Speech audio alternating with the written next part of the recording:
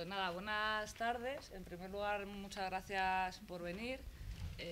Hoy tenemos un acto que para nosotras es muy importante, que trata sobre el abuso sexual infantil y la justicia patriarcal, que es un tema que siempre está como bastante oculto. Creemos también que desde el feminismo tenemos un poco la obligación de sacarlo a la luz porque implica a muchas personas, a niños y a niñas, que es un tema que también se suele tardar mucho en denunciar, pero que hay mucha gente que lo ha sufrido.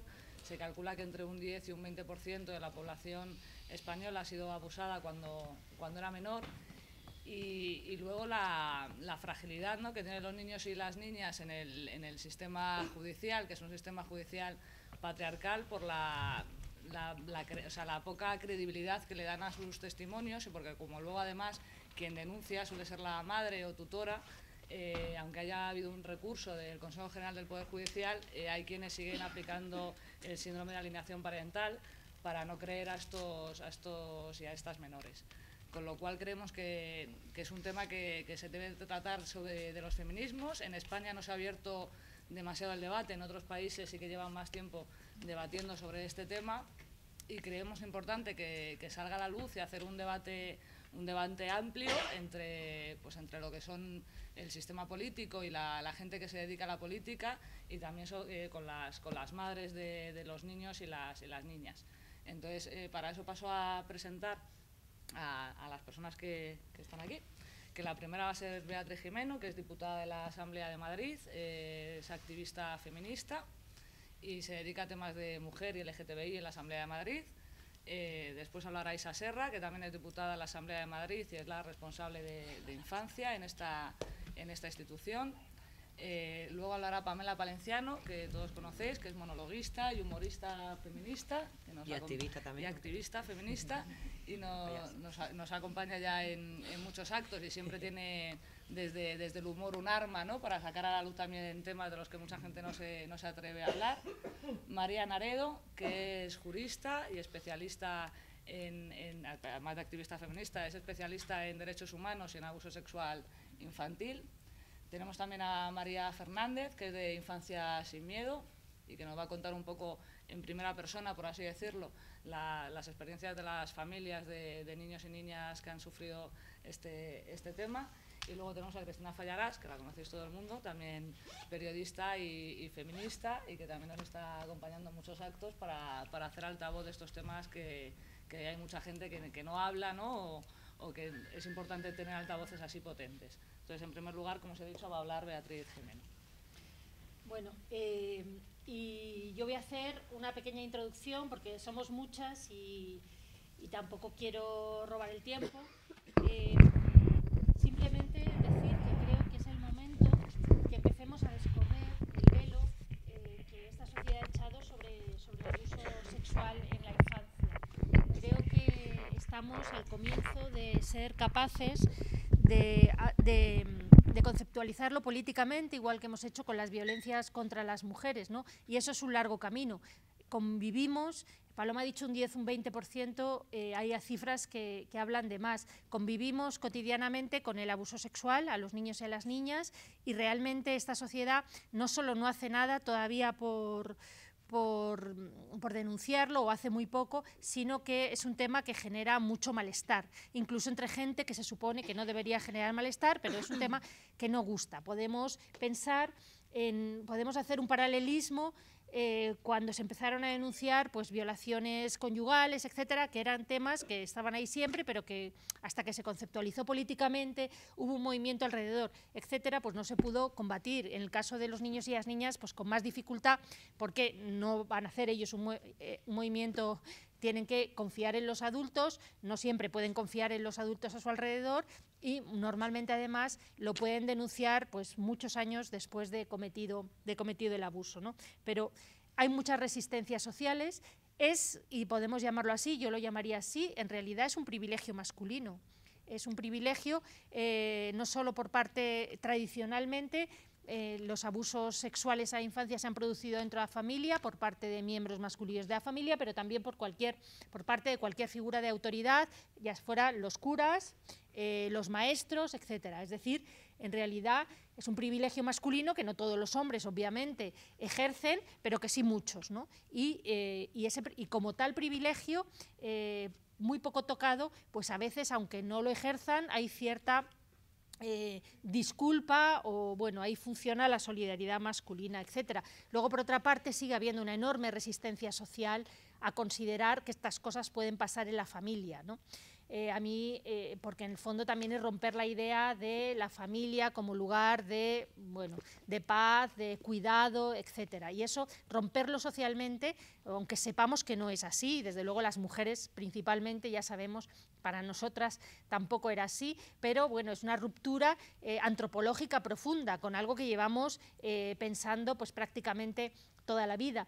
Y con esto quiero decir, me hizo gracia cuando Isabel Serra en la Asamblea de Madrid denunció, bueno, habló de esto y de los abusos y denunció y dijo, o sea, en su exposición perfectamente normal, dijo que parte de la culpa o que muchos de estos abusos se daban en la familia patriarcal. Solo decir eso, o sea, ella podía hablar de los abusos como algo que vuela y que nadie es responsable, pero cuando dijo la familia patriarcal, toda la asamblea se revolvió y que lo haga el PP, normal, pero hasta el PSOE me dijo, se ha pasado.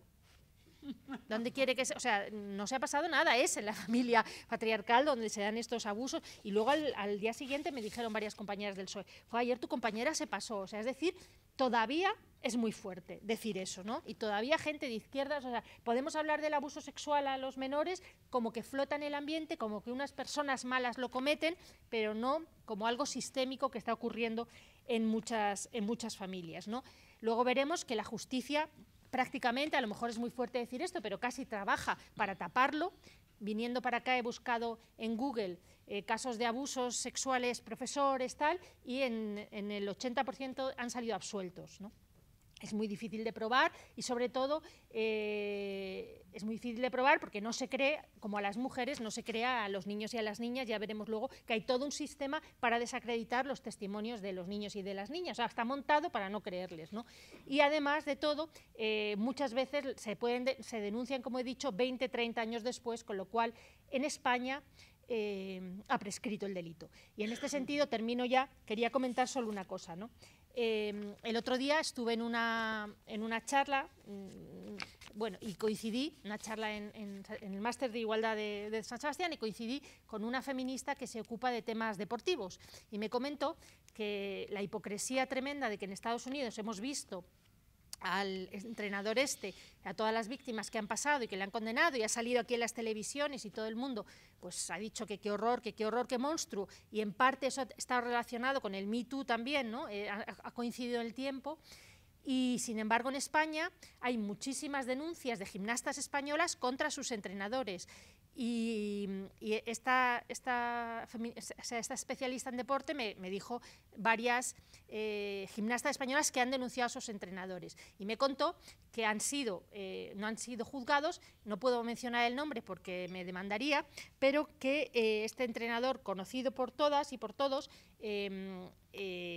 simplemente el delito ha prescrito, nunca fue juzgado, porque aquí los delitos sexuales prescriben. Entonces, este entrenador y además la ha demandado a ella, a las dos gimnastas que le denunciaron, ha demandado a ella y ella no puede ya mencionar su nombre en ningún sitio, so pena de demanda, etcétera, ¿no? Hay varias gimnastas que han denunciado a entrenadores. Como sabéis también, en el caso americano, cuando ellas llevaban años denunciando, años. Y la federación, los diferentes entrenadores, las entrenadoras mujeres, las familias, nadie las creyó. Y eran muchas, quiero decir, no era una, que ya un testimonio así hay que darle crédito porque sabemos lo difícil que es decir algo así, ¿no? O sea, lo normal es que sea verdad, pero eran muchas. Bueno, pues nadie las creyó. Durante 20 años ese señor estuvo allí sin que nadie hiciera nada. En España ocurre. Hay entrenadores de gimnasia denunciados, hay entrenadores denunciados, pero para cuando se atreven a denunciarlos, ya el delito ha prescrito, no se le puede juzgar y además no se puede mencionar. Quiero decir, solo con esto acabo, que es algo que ocurre ante nuestras narices y que seguimos tapándolo. Creo que el abuso sexual infantil merece desde luego que empiece a haber un movimiento que, que sea algo parecido al Me Too, o que el Me Too incluya a aquellas niñas y niños que han sido violados, que han sido abusados sexualmente, pero desde luego que el velo del secreto tiene que correrse ya, aprovechando que estamos por denunciar la situación en la que de abuso sexual muy frecuente que padecemos las mujeres, ¿no? Y nada más, que esto tiene que empezar a correr y que en España también.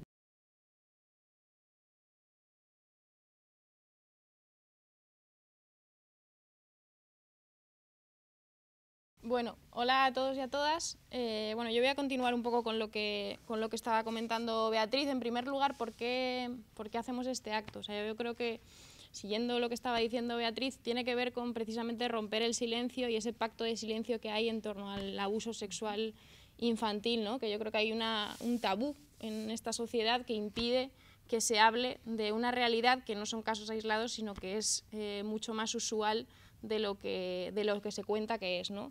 En segundo lugar también porque creo que el hecho de que hayan voces pues, como Cristina Fallarás, por ejemplo, que es una periodista a la que conoce mucha gente, que habla de una realidad como esta, pues también le da precisamente visibilidad al tema y permite pues, que se pueda que mucha gente abra oídos y abra los ojos ante esta realidad, ¿no?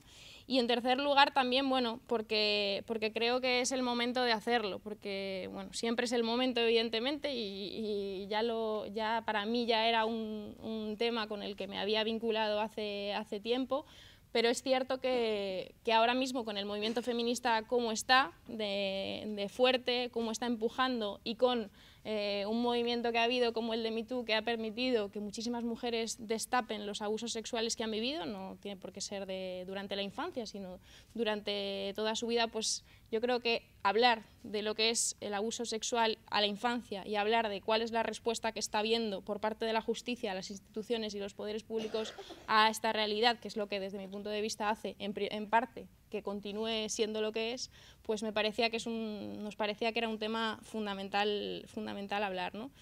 En segundo lugar, ¿por qué hablar de respuesta patriarcal? Yo creo que hay muchísima gente a día de hoy que ni siquiera como que entiende por qué relacionamos una cosa y otra, ¿no? Hay mucha gente que piensa que el abuso sexual infantil no tiene que ver con lo que es el patriarcado y con lo que es la justicia patriarcal, ¿no? Bueno, pues yo creo que, en primer lugar, que la relación está en la misma raíz, o sea, que el patriarcado no solamente es el poder de los hombres sobre las mujeres, sino también es el poder de los hombres más mayores sobre el de los más jóvenes y los niños, y sobre todo que patriarcado quiere decir pater de familia, que es dueño de los bienes, de las mujeres y de los hijos, ¿no? Y ahí se establece una relación jerárquica dentro de las familias que hace precisamente que el abuso sexual, pues dentro de la organización social patriarcal, pues sea mucho más, mucho más usual y sin respuesta de lo que debería ser, ¿no? Además, porque la mayor parte de los abusadores son hombres, por no decir la gran mayoría, siempre faltan datos sobre esta realidad, y pero es así, y sobre todo porque también son muchas más las mujeres que han sufrido abuso sexual durante su infancia también, evidentemente también a lo largo de su vida, pero también desde la infancia o durante la infancia que los niños. Y sobre todo porque la desprotección que hay por parte de la justicia tiene que ver precisamente con la respuesta patriarcal y la justicia patriarcal. Una justicia que no tiene perspectiva de la infancia, pero que tampoco tiene perspectiva, o que tiene una perspectiva machista, y que hace generalmente que las mujeres, madres que denuncian un abuso sexual a sus hijos o hijas, muchas de las cuales estáis aquí, son como, siempre vistas como madres que quieren instrumentalizar a sus hijos y son culpables y no son precisamente, no están diciendo la verdad, ¿no? Y por tanto el relato de esas madres y el relato de esos hijos queda en suspense porque parece que hay un interés precisamente en un contexto de separación o no de separación, ¿no? Pero que es siempre cómo reacciona la justicia, no solamente aplicando el SAD, el síndrome de alienación parental, sino con todos los mecanismos que hay que hace que se violen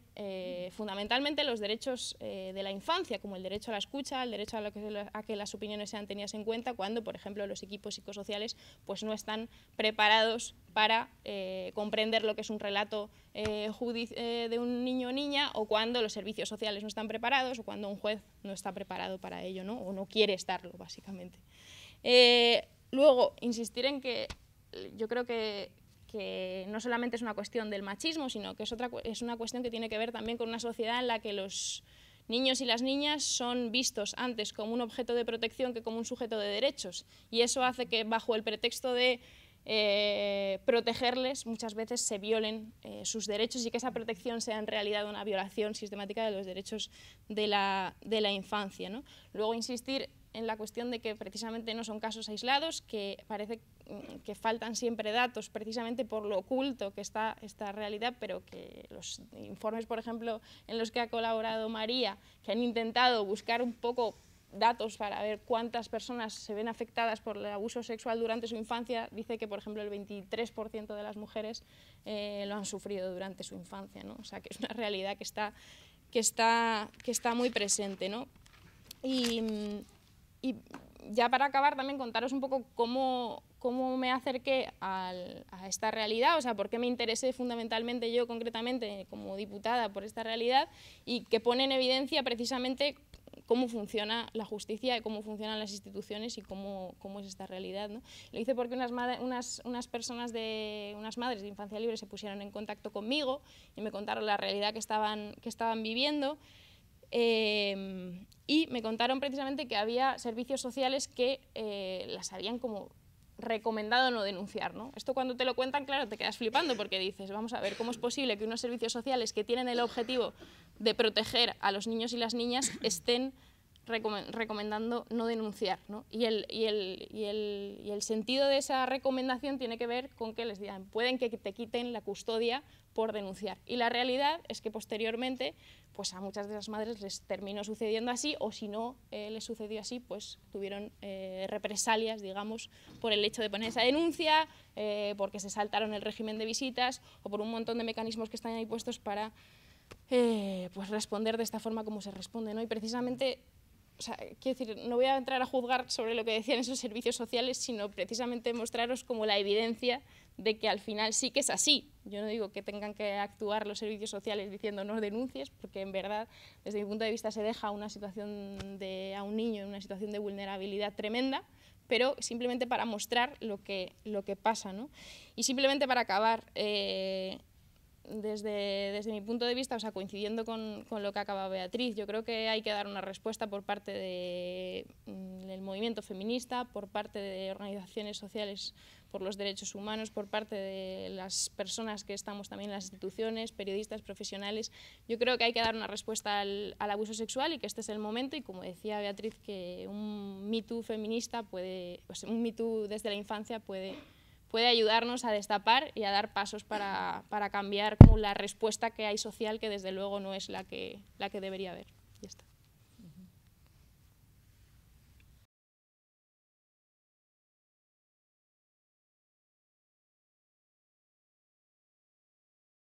Voy a ser breve. Buenas tardes a todas y a todos, gracias por venir.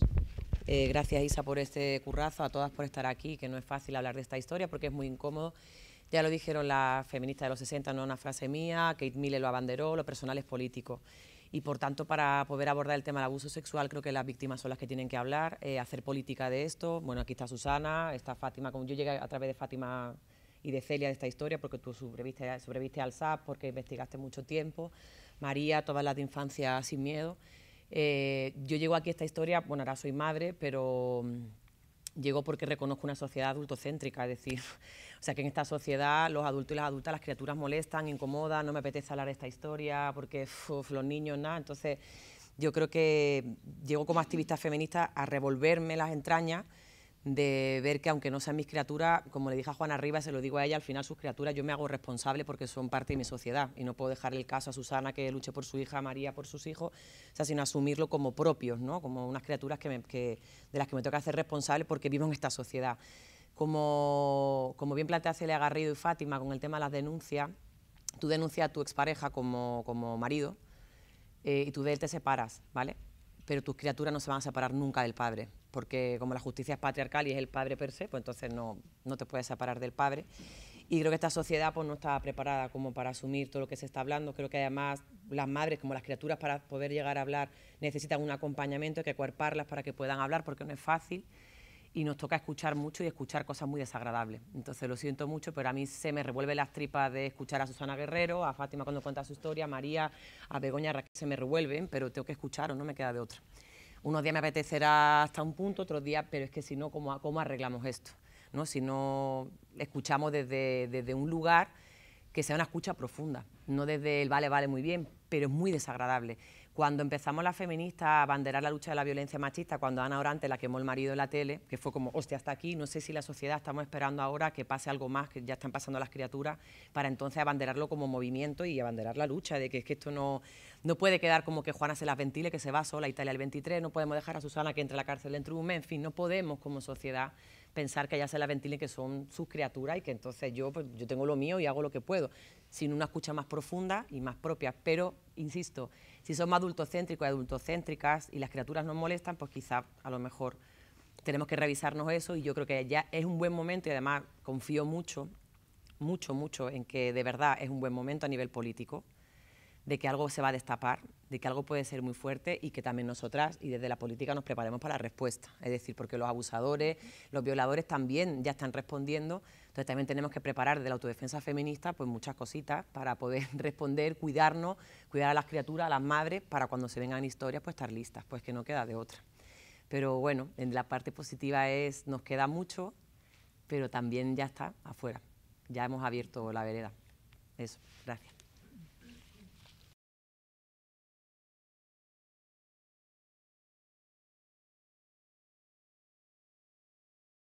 Buenas tardes a todas y a todos. Yo traía así como algunos apuntes, ¿no? Porque me parece importantísimo lo que han comentado las compañeras de quitar el velo, ya llevan, precisamente yo también conocí a Fátima hace unos años, ya lleva gente, por supuesto, y madres y afectadas, tratando de quitar la alfombra, ¿no? y desvelar todo lo que hay ahí debajo, y que efectivamente el patriarcado no, digamos que lo tiene bien guardado, ¿no? Precisamente yo lo que quería esta tarde era apuntar junto a las compañeras lo que yo un poco he podido investigar, ¿no? O sea, hay algunos datos o algunos apuntes sobre todo sobre esta justicia, ¿no? y bueno, sobre el sistema en general, ¿no? Sobre el Estado frente al abuso sexual infantil. Y yo diría que hay tres elementos, o sea, para mí, después de haberme adentrado también incluso en lo personal, yo tuve una amiga muy cercana, su sobrina se suicidó después de haber sido abusada, es decir, el tema de entrar en el tema del abuso de una manera personal y también profesional, ¿no? Quiero decir que ahora mismo la violación de derechos humanos que supone el abuso sexual infantil, yo creo que no está ni siquiera dimensionada. O sea, es decir, se habla de niños abusados durante años por profesores, por padres o tal, pero no sé, digamos que lo que es la secuela, o sea, el impacto de esa gravísima violación de derechos humanos, ¿no? Yo creo que es algo que tenemos que seguir alzando la voz, ¿no? Y cómo el Estado tiene la obligación de abordar o de responder ante las violaciones de derechos humanos, pues con tres elementos clave, ¿no? Lo primero, la prioridad. Lo segundo, el tratar a las víctimas como sujetos de derechos, como titulares de derechos. Y el tercero, la no discriminación, es decir, que esas medidas que tiene que abordar el Estado no tengan distinción dependiendo de quién es la víctima, ¿no? Entonces yo quería plantearos aquí varias cuestiones respecto a esto, ¿no? Respecto a la prioridad, algunos avances, ¿no? De lo que han sido los casos que yo he podido ir documentando y muchos de los casos que están aquí también, es decir, con la idea esa de que esto no es una cuestión aislada, sino que es un patrón de injusticia y de impunidad. Entonces yo creo que es muy importante plantear respecto a la prioridad que esto no solo no es una prioridad, sino que la prioridad del Estado y del sistema judicial está siendo el taparlo, ¿no? Entonces yo creo que es importante que digamos así las cosas y a partir de ahí veamos cuáles son, digamos, las dinámicas que se están estableciendo en esa justicia para ir desvelándolas, ¿no? Porque yo creo que solo así, con esa denuncia de cada vez más gente, en cada vez más instancias y más sitios, pues se podrá, digamos, al menos ir dando respuesta, ¿no? En cuanto a la no discriminación, o sea, yo me he dedicado fundamentalmente a dos tipos de casos, o por lo menos en mis investigaciones, ¿no? Ha habido dos tipos de casos que yo siento que son discriminados, ¿no? Todavía más discriminados de lo que es el abuso sexual infantil en general. y son los casos de niños y niñas de temprana edad, es decir, niños y niñas preescolares que no hablan el lenguaje adulto, y el caso de niñas y niños violados por sus propios padres, ¿no? Es decir, cuando el agresor sexual, el abusador sexual, es el propio padre, donde se cruzan las dos jurisdicciones, la civil y la penal, y donde yo siempre he dicho que hay una doble jurisdicción y una doble desprotección, ¿no? Es decir, cuando debería haber, si hay dos jurisdicciones, ¿no? Dos jueces, dos personas mirando, ¿no? el tema, debería haber mayor protección. Bueno, pues ahora un poco os comentaré que es al revés, precisamente. Cuando se cruzan las dos jurisdicciones es cuando hay mayor desprotección. La cuestión de la edad temprana, ¿no? Tiene que ver precisamente con el tema de los niños y niñas como sujetos de derechos. La Convención de Derechos del Niño y la Niña de Naciones Unidas, el Convenio de Lanzarote, del Consejo de Europa, hay un montón de normas. Yo lo que digo es que marco normativo hay de sobra, ¿no? Y ahora se está hablando de que si la prisión permanente revisable, o sea, yo creo que no se trata ni de incrementar penas ni de mejorar el marco normativo, se trata de desvelar cuáles son los mecanismos de impunidad que establece el propio sistema judicial para no aplicar el marco normativo y para que los niños y las niñas no puedan ejercer sus derechos, que están perfectamente plasmados en normas, tratados ratificados por España y toda una serie de cosas, observaciones del Comité de Derechos del Niño y la Niña, o sea, está lleno de eso. Y hay dos cuestiones fundamentales que, digamos, el propio Comité de Naciones Unidas de Derechos del Niño y la Niña dice, ¿qué es ser titular de derechos? ¿Qué es ser para un niño y una niña titular de derechos? Bueno, pues varias cuestiones, entre ellas el tema de la no discriminación y otras cosas, pero fundamentalmente dos, que son el derecho a ser escuchado, pero con unas garantías, y el interés superior, el que el interés del niño y la niña sea lo superior, es decir, que no hay nada que esté por encima de ese interés, del mejor interés del niño y la niña. Entonces, ¿qué sucede ahora mismo? Por ejemplo, con el tema del interés superior del menor, que es evidentemente un principio general de la Convención, está ya plasmado en nuestras normas, pero también es un derecho, pero también es lo que se llama una regla de procedimiento, es decir, el interés superior del menor no es que en una sentencia yo digo, y en interés superior del menor decreto un régimen de visitas abierto, que tal y que cual, ¿no?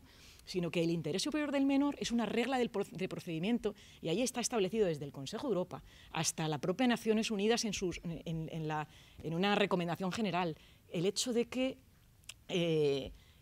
cuando decimos ponderación, es decir, que en las resoluciones judiciales tiene que estar expresamente, transparentemente declarada la ponderación que se ha realizado para llegar a esa resolución.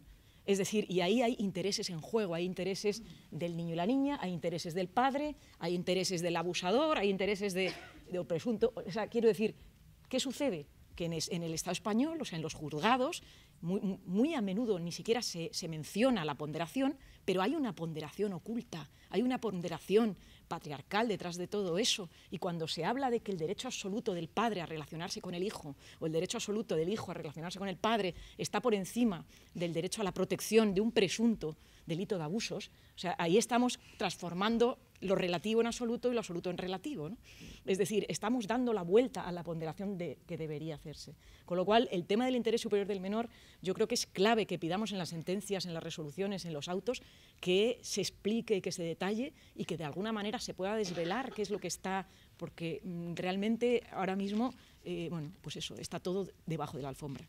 Y en cuanto al derecho a ser escuchados o escuchadas, es otro derecho fundamental, es decir, el Comité de Naciones Unidas siempre dice los niños y las niñas desde los 0 años tienen que ser escuchados en edad preescolar, a través de muñecos, a través de dibujos, a través de, es decir, la cuestión no es que tú sepas hablar, la cuestión es que yo sepa escucharte, ¿no? Y es que la cuestión aquí es que no existen metodologías, no existen espacios, no existen especialistas. Es decir, todo esto es lo que no existe en la justicia española. Es decir, se está incumpliendo absolutamente la especialización y todas estas metodologías para el derecho a ser escuchados. Con lo cual, ahora mismo, quiero decir, ya tenemos casos que conocemos bien, algunas de las que estamos aquí, o incluso de madres afectadas o familias afectadas, ¿no? Niños que de repente les hacen hablar con 4 años delante de un juez, un fiscal, un abogado, otra abogada y un forense. Y no habló suficiente, ¿no? O cantidad de autos de sobreseimiento de las audiencias provinciales que los confirman, no se pudo escuchar por la temprana edad. Se sobresee el abuso porque no ha podido hablar la criatura, ¿no? Es decir, todo esto es aberrante, o sea, realmente esto es contrario completamente a derechos fundamentales de esas niñas y niños, ¿no?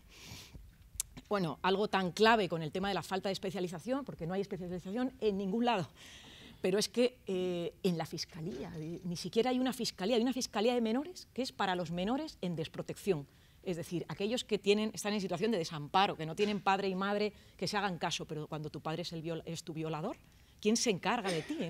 ¿Más desamparo que ese? ¿Más desprotección que esa? Bueno, pues no hay una fiscalía de menores especializada en violencia sexual, ¿no? Con lo cual yo creo que, por ejemplo, una de las peticiones clarísimamente debería ser esa, ¿no? Y bueno, por no extenderme mucho, pero 4 pinceladas respecto a la cuestión del proceso judicial, ¿no? El proceso judicial, de alguna manera, tiene que ponerse en marcha, ¿no? Y por supuesto, estos son delitos que se pueden poner en marcha de oficio, ¿no? Delitos que afectan a menores de edad y pueden ponerse en marcha de oficio. Ahí yo creo que es importante todos los procedimientos de detección, todos los protocolos, y creo que la sanidad está avanzando, los hospitales, los centros de salud, o sea, en ese sentido, creo que todavía, por supuesto, hay que redoblar el impulso y la concienciación de todas estas personas, ¿no? De estos sectores, pero está llegando, ¿no? Llegando a la justicia por parte de otros sectores que no son solo las familias afectadas, las responsables legales, ¿no? La cuestión es, una vez que llega a la justicia, ¿quién impulsa eso? ¿A quién compete impulsar el caso?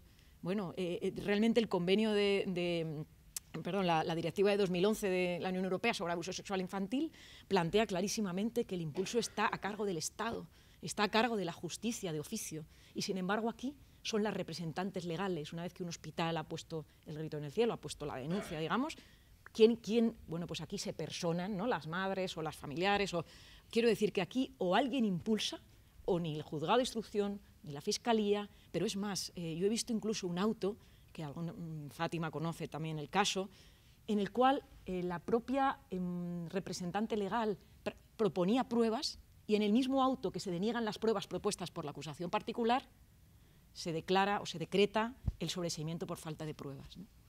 Es decir, que es impresionante, porque no solamente no se impulsa, sino que tampoco se deja impulsar, ¿no? Con lo cual, el tema del impulso yo creo que es fundamental denunciar el hecho de que aquí no es que haya presunción de inocencia, es que hay impunidad y no hay impulso, porque muchas veces nosotros decimos, y también en violencia machista, ¿no? Decimos, no, a nadie estamos diciendo que se condene sin pruebas, pero vamos a por las pruebas, ¿no? Vamos a por las pruebas, y realmente, claro, ahora veremos un poco una cosa sobre la valoración de la prueba, ¿no? Que yo creo que es otro de los temas fundamentales, que una vez que ya, digamos, que se han practicado las pruebas o las pruebas que se han dejado practicar, ¿cómo se valoran las pruebas, ¿no? Y aquí es cuando estos jueces patriarcales dicen, somos independientes, independencia judicial, ¿no? Nosotros no nos tiene que decir nadie nada. ¿Y qué sucede? Bueno, pues con las periciales pasa una cosa muy curiosa. Claro, las que no son especialistas son los equipos psicosociales de los juzgados o los peritos forenses de la, digamos, jurisdicción penal, de los juzgados civiles, equipos psicosociales, o los peritos forenses de la penal. Ninguno es especialista en abuso sexual infantil, y menos aún desde el enfoque de género, ¿no? Bueno, pues a esos los juzgados asunción acrítica, es decir, lo que digan va, a misa. ¿Y qué sucede cuando se presentan pruebas por parte de las partes, ¿no? De la acusación, de peritos realmente expertos, ¿no? De gente que sí que está comprometida, psiquiatras, pediatras, psicólogas, que sí que están comprometidas, especializadas, que se rechazan de plano? O sea, yo he documentado casos, pero rechazos de plano, por parte, es decir, no dices lo que dice mi equipo, y es que ni siquiera entro a valorarte, o sea, directamente rechazo. Y en cuanto a las testificales, el tema de los niños y las niñas, ¿no? La idea de qué sucede cuando un niño o una niña dice que no rechaza al padre o no muestra rechazo, pues directamente no hay abusos, ¿no? O sea, no se entra a valorar que a veces eso forma parte del propio proceso de un niño o una niña abusada. Y cuando hay rechazo es que hay manipulación materna, es decir, que en ninguno de los dos casos se logra justicia o se logra investigar. Y ya para terminar, simplemente decir que bueno, la impunidad no solo es grave por la falta de justicia y por los mensajes que manda a los propios agresores, ¿no? Y abusadores, ¿no? Sino que es muy grave, y especialmente en los contextos que yo he estudiado más, que en los contextos del abusador familiar, padre de familia fundamentalmente, porque impide la reparación.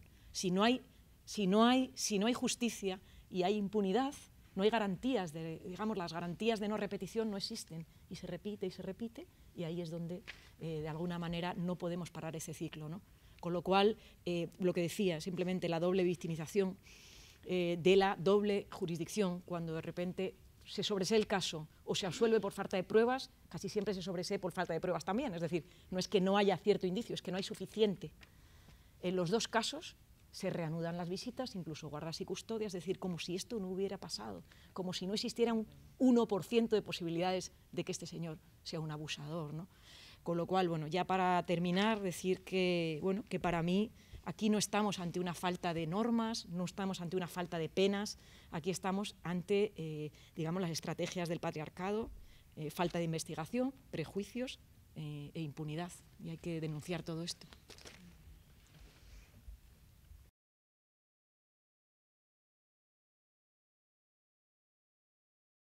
Bueno, antes que nada, muchas gracias a todos por asistir, gracias a Isabel Serra por invitarnos y darnos voz. Yo tendría para hablar mucho, porque aquí en parte todo lo que dicen las compañeras es cierto, con matices, porque lógicamente lo vivimos nosotras desde las sufridoras de esta injusticia, porque no se puede hablar ni siquiera de justicia. Nosotras somos una asociación, Infancia Sin Miedo, somos filial de Infancia Libre, de la que hizo referencia antes Isabel, que por temas organizativos pues nos hemos desdoblado para ser más operativas a nivel de Madrid.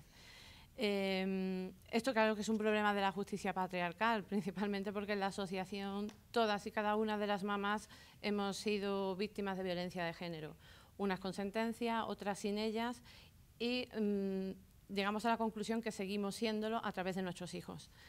El sistema está compuesto, está organizado de tal manera que los abusos, que efectivamente son bastante numerosos, por desgracia, en los menores, y en especial cuando el agresor es el progenitor, nos encontramos el problema que si se añade encima que las madres son víctimas de violencia de género, ya es como la batalla está perdida de antemano. Porque somos, como yo nos llamo cariñosamente, que algunas no lo entendieron, pero después ya lo comparten, somos las locas asociadas, ¿no?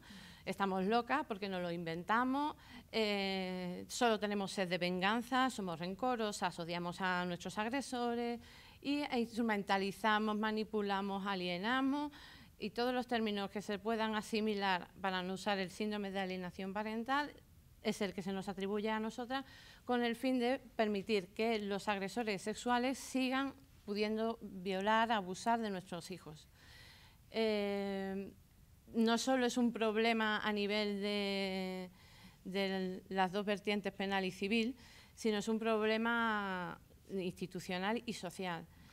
El otro día con Ekai, el chico este que por desgracia se suicidó, yo estoy totalmente de acuerdo que ha sido un fallo de la sociedad, pero el tema del abuso en la infancia es un problema y un fallo de la sociedad, porque todos permiten, todos consienten, todos han oído hablar, todos saben de casos, pero nadie denuncia.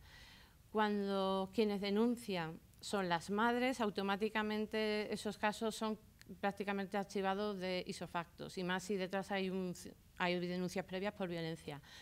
Cuando quienes denuncian son profesionales, pediatras, psiquiatras, hospitales, se inicia protocolo, y ese protocolo normalmente suele durar hasta la intervención de las clínicas forenses o equipos psicosociales de los juzgados, que, como bien ha dicho la compañera, en edad muy temprana pues son menores que ni siquiera identifican el abuso, porque lo que identifican es un juego con papá, que no sé por qué, pero no me gusta, no me resulta agradable, pero claro, es papá. Entonces, en el momento que la niña habla de papá o el niño, es que hay un síntoma de cariño que es incompatible con una situación de abuso y se archiva.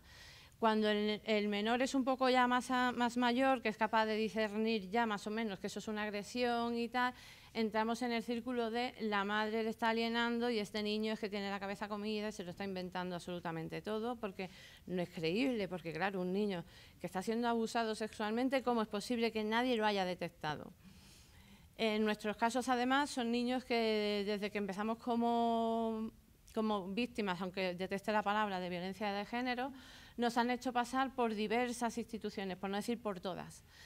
En todas y cada una de ellas, la premisa básica, que Isabel no ha querido entrar mucho en ello, pero yo, entiéndanme, como afectada no me queda más remedio, es o bien te incitan a no denunciar o te incitan a llegar a un acuerdo con tu agresor, con tu maltratador, por el bien superior del menor, que es una frasecita muy utilizada a nivel institucional, o bien te invitan a entrar en terapias psicológicas, psiquiátricas, de todo tipo, para que consigas educar a tus hijos de forma que se normalice la situación de violencia, con el fin de que el trauma que están sufriendo no sea grave. Es decir, tu hijo está siendo abusado por su padre, entonces tú tienes que normalizarlo, como que algo que no está pasando, que eso es un juego con papá, pero que papá te quiere mucho en el fondo, para que el trauma en el menor no vaya a más.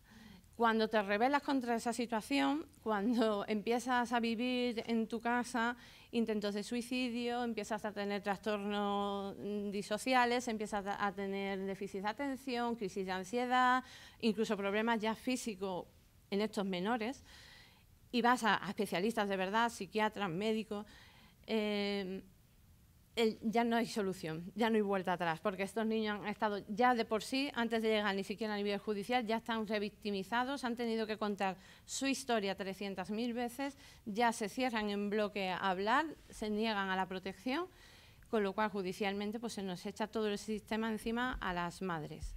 No necesariamente somos las madres las que denunciamos, afortunadamente hay profesionales médicos en hospitales que son los que intervienen y inician esas denuncias.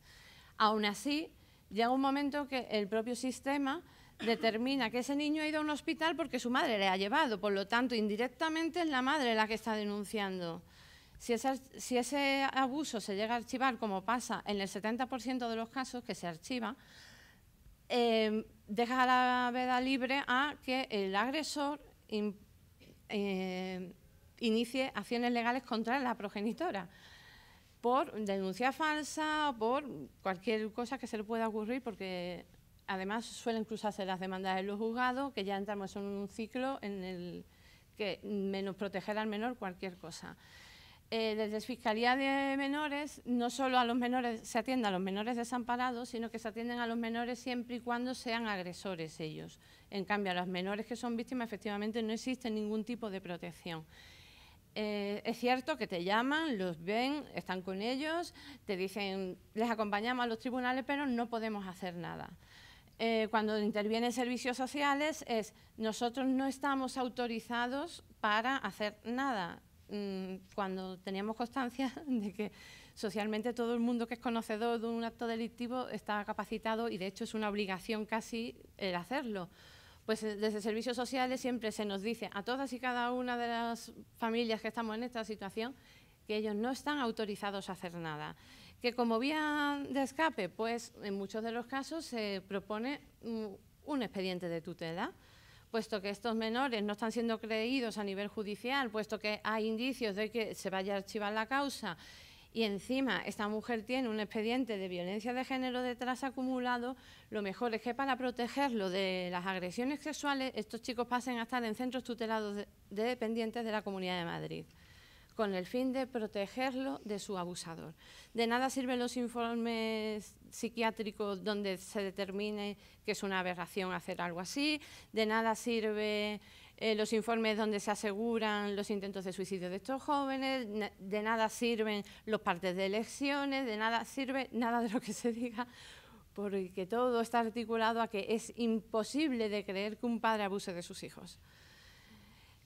Surgimos como asociación sin más remedio porque ya la desesperación llega a límites insospechados, cuando además dentro del propio movimiento feminista, dentro de propias asociaciones que se mueven o se movilizan en teoría contra los abusos sexuales en la infancia, nos cierran las puertas por el hecho de tener causas archivadas, por el hecho de haber sido demandadas por parte de los agresores.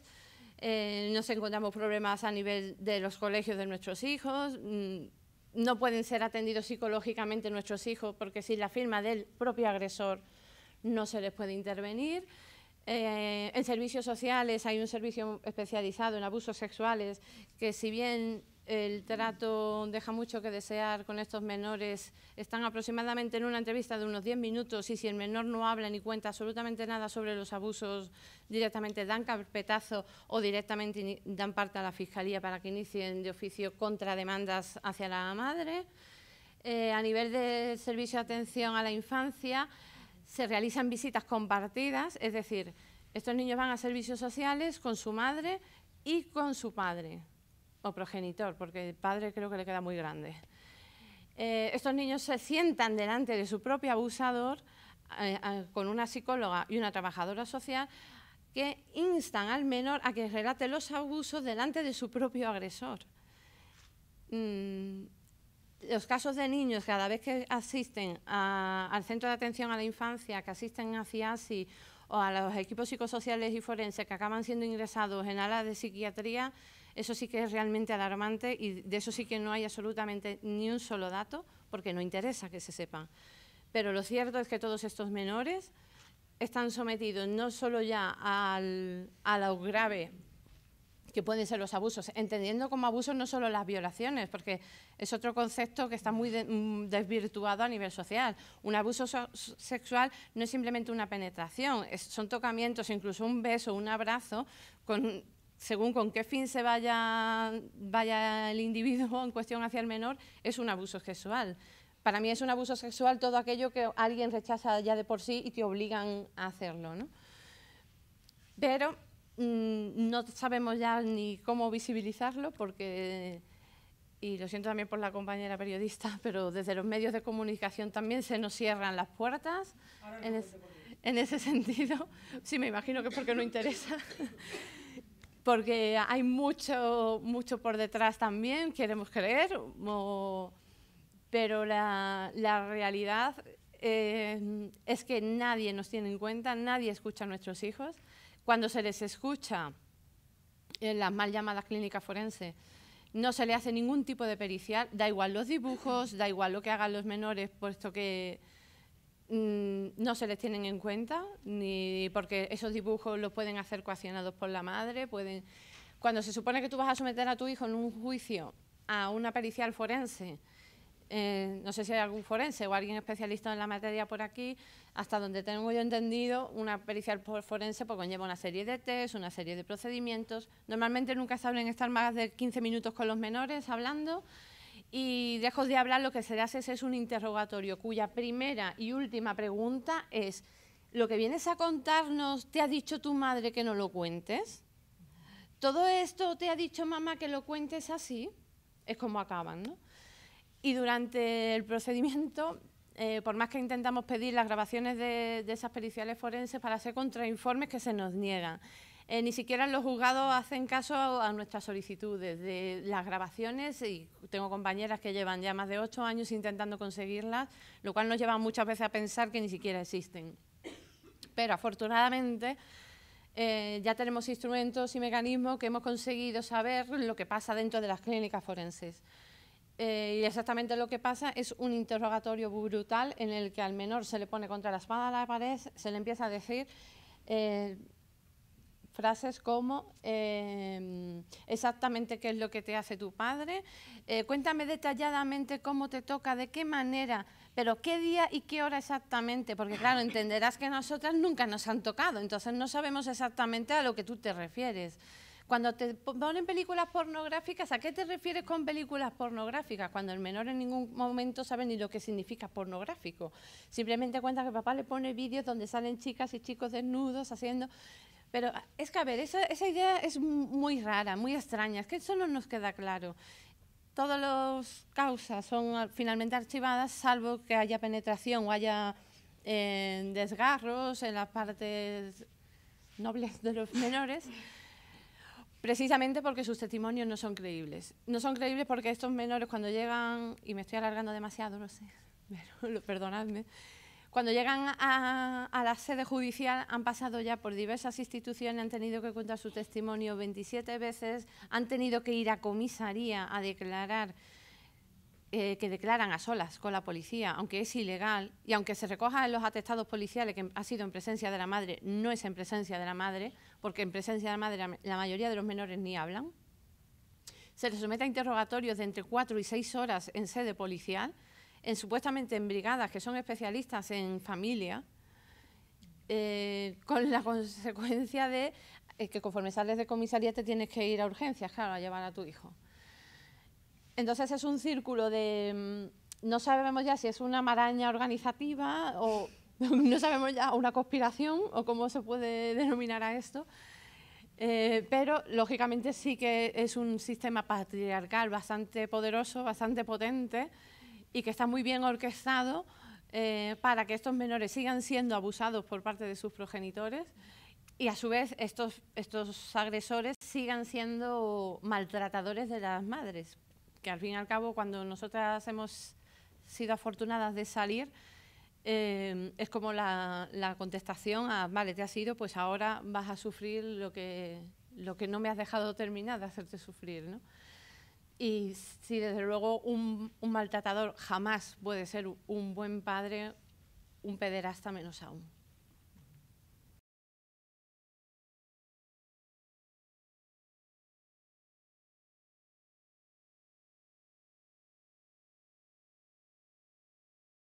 Buenas noches. Decía la compañera que solo puede ser demostrado cuando hay abrasiones.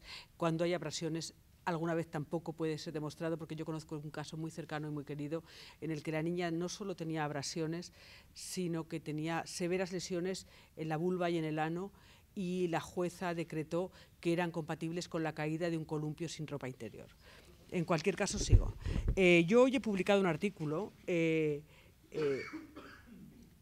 público donde narro cómo la Conferencia Episcopal se niega a pedir perdón por las denuncias de los niños y las niñas narradas en un documental llamado Els internats de la por, los internados del miedo.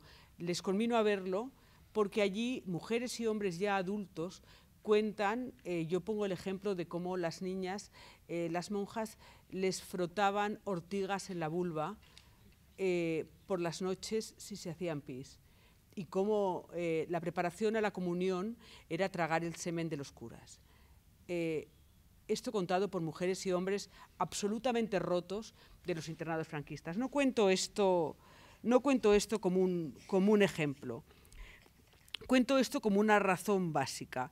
Creo que sin tener en cuenta la penetración, la presencia, la omnipresencia y el absoluto y total poder de la Iglesia Católica en España, es imposible entender nuestra relación con los abusos sexuales a los niños. Las investigaciones llevadas a cabo, sobre todo en Estados Unidos, la de Boston es la más conocida, pero ha habido 12 investigaciones en profundidad llevadas a cabo por el Estado en Estados Unidos, en Irlanda, en Polonia. Pongo Irlanda y Polonia como ejemplos de países profundamente católicos, Italia, Suiza, Alemania, Chile, Perú, Argentina. En todos estos países se han llevado a cabo investigaciones severas por parte de los estados donde se ha investigado y analizado los abusos sexuales de la Iglesia Católica a los niños. El único país católico, porque España es un país católico, donde no se ha hecho ninguna investigación de ningún tipo, es España. Debemos preguntarnos como sociedad por qué no se ha hecho. No solo porque no la han hecho los políticos, sino porque nosotros no la hemos exigido, porque nosotras no la hemos exigido. Y en tanto en cuanto no la hemos exigido, ¿cómo participamos de los abusos sexuales a menores? Fijaos, la Iglesia Católica penetra el poder judicial, penetra el poder político, no del PP, de todos los partidos, penetra el poder económico, penetra todo aquello y sobre todo el sistema educativo. La Iglesia Católica, si hay algo que no le conviene, es que aparezca la idea de abusos a menores. no ya por parte de la Iglesia Católica. Y podríamos hablar de lo que quiere decir la Iglesia Católica y su construcción del oscurantismo, el silencio y la familia patriarcal. Pero no hace falta. ¿Por qué no le conviene que salga ese tema? Porque pasa como con el Me Too. A la que alguien dice, a mí me follaron de niña, y hola, ¿qué tal? A mí, Cristina Fallaras, me follaron de niña. Cuando alguien lo dice, de repente ese tema puede convertirse en un tema social. Y de repente la gente empieza a hablar. Y si la gente empieza a hablar y hay un tribunal o un partido político o una asociación que de verdad se preocupa y mete el dedo en la llaga y cunde la denuncia, como ha pasado con el Me Too, no va a centrarse en el mundo del espectáculo, como ha pasado con el feminismo y la agresión a mujeres, va a centrarse en la Iglesia Católica. Y quiero recordaros que el poder en Madrid, de mano de Ana Botella y todos los Aznar, y por lo tanto en el gobierno de España, se basó en los Legionarios de Cristo, cuyo fundador fue denunciado y condenado por agresiones sexuales continuadas a menores y por crear una red de pederastia. Y eso era Ana Botella, y eso era José María Aznar, presidente del gobierno español. Y quiero recordaros que todos los partidos le deben una cuota de poder al gobierno español. Pero no solo eso. Oye, al gobierno español, a la Iglesia Católica. Pero no solo eso. La Iglesia Católica, durante el franquismo, construyó el sistema económico que en este momento dirige España. Construyó el sistema económico y de robo que dirige España desde todas las empresas del IBEX. Construyó el sistema económico que ha levantado partidos. Construyó el sistema económico cuyos poderes financieros hacen que existan el PP, el PSOE, todos. Bien.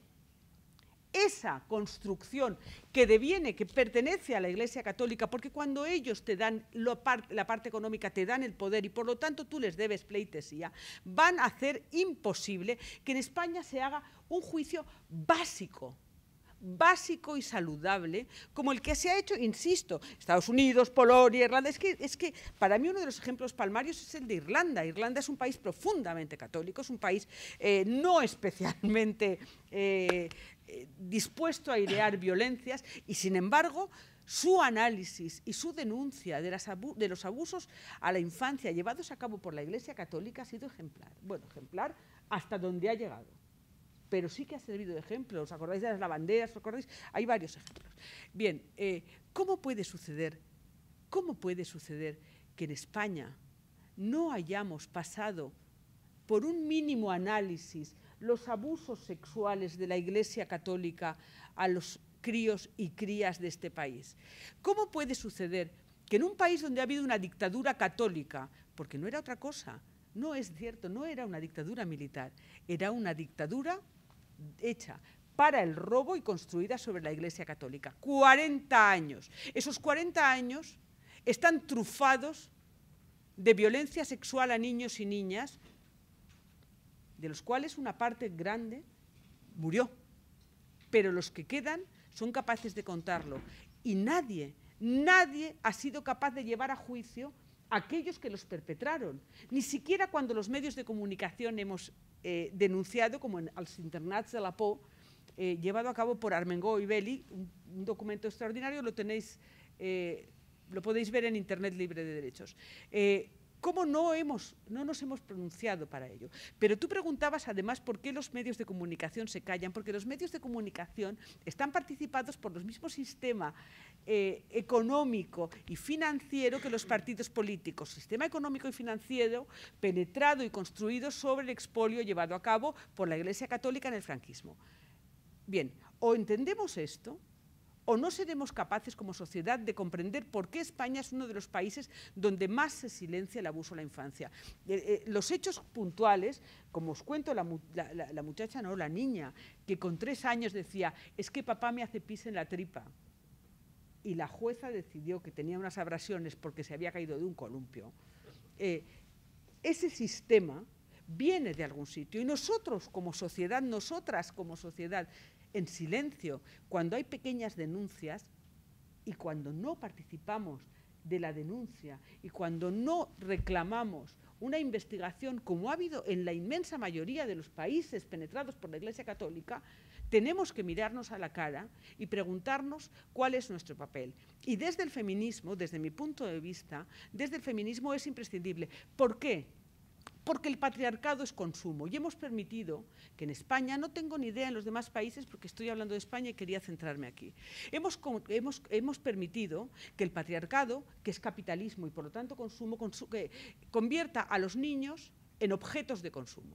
Y el niño ha sido un objeto de consumo desde hace muchos años. Pasó de ser una fuente de trabajo, de una fuerza laboral, a ser un objeto de consumo. Y de la misma manera que se compran niños, antiguamente se compraba su trabajo. Y tenemos que preguntarnos por qué hemos permitido eso, porque de la misma manera, son cosas paralelas, que hemos permitido que un niño se convierta en un bien de consumo que se puede comprar pagando, hemos permitido que se silencie cómo los sistemas financieros han pagado para silenciar los abusos sexuales a la infancia.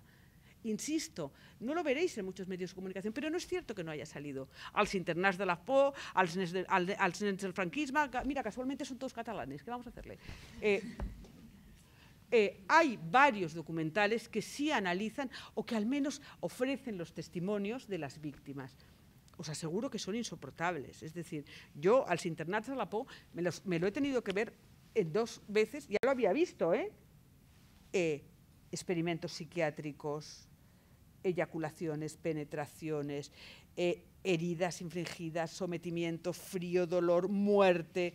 No podéis haceros idea de los testimonios que hay ahí. ¿Por qué no los conocemos todos? ¿Por qué no los conocemos todas? Existen, están en internet, han salido en la televisión pública.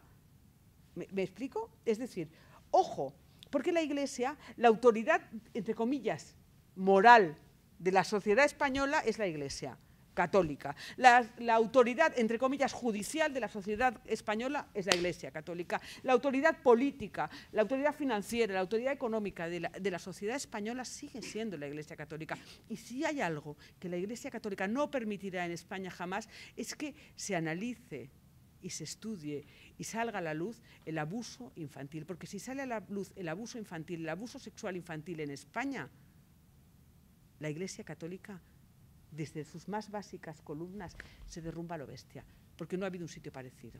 Es brutal. Y creo que nosotras como feministas, sois 6 hombres, me perdonaréis que hable de nosotras, nosotras como feministas debemos asumir esa lucha como nuestra. Y todos como sociedad, yo creo que la lucha por los derechos de los niños y las niñas, por su integridad como ciudadanas y ciudadanos, es responsabilidad de la sociedad, responsabilidad común de la sociedad, no solo de la madre y el padre.